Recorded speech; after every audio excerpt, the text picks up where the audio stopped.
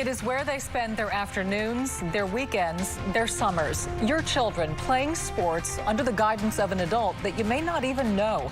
How can you be sure that your child's coach can be trusted? Good evening and thank you for joining us. I'm Dominique Saxa. And I'm Andy Sirota. From softball and soccer to track and taekwondo, there's no shortage of youth sports to choose from. But we've seen too many stories lately where coaches are being revealed as suspected child predators. And that's why this is a must-see for parents. Channel 2 investigator Joel Eisenbaum with a special report tonight. Who's coaching your children? The Pearland softball coach now accused of inappropriately touching and kissing young girls. Continuous sexual abuse of a child. He tried to have sex with 2 children. Can we go just one day? He assaulted one of his athletes. Can we go one single stupid day without hearing about a kids organization, a softball coach, a martial arts instructor, and on and on? Deputies arrested him for 2 counts of sexual assault of a child. Countless stories about the adults we trust with our kids being revealed as evil monsters, suspected sexual predators. I mean, you're going to be trusting your children with these people. You want to know who you're trusting them with. And it's clear criminals continue to teach youth sports. An independent background checking firm recently found nearly a third of applicants involved with kids' teams that use public parks have criminal backgrounds. The first thing to do is to ask the facility or the agency if they do background checks, and hopefully they do. Channel 2 Investigates polled dozens of the most popular child-oriented groups, sports leagues, and clubs, and we found most perform criminal background checks.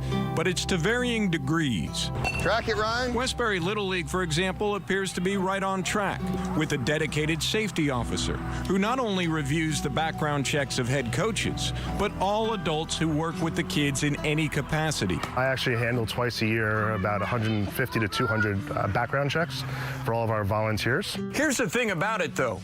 Background checks, they're not enough. They're not enough because some of these guys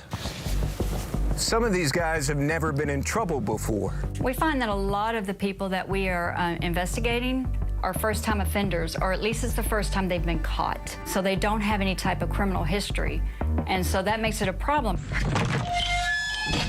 At this Montgomery County sports complex, more specifically its parking lot, 46-year-old Juan Manuel Corona, a trusted longtime girls softball coach, is now accused of plying 2 teens he coached with alcohol, then sexually assaulting one of them at least twice. That's according to the criminal complaint. Coach Manny, as he's known, has no criminal record, no clear red flag, someone basically unremarkable on the outside. What was he like? Seemed to be a night. I mean, I did not know him, literally. It seems the player's parents didn't know him either. Most coaches are good, but do not let your guard down. When it comes right down to it, we are talking about your children, your responsibility. Keeping your eyes on your kids is the ultimate safeguard. I do private lessons at my home with my child. It's at my home, but I'm still going to sit there and keep my kid in my line of sight.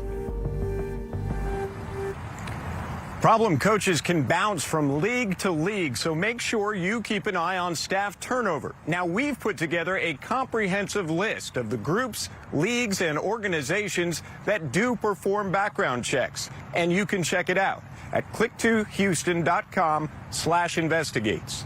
We're live in Northwest Houston tonight. I'm Joel Eisenbaum, KPRC Channel 2 News.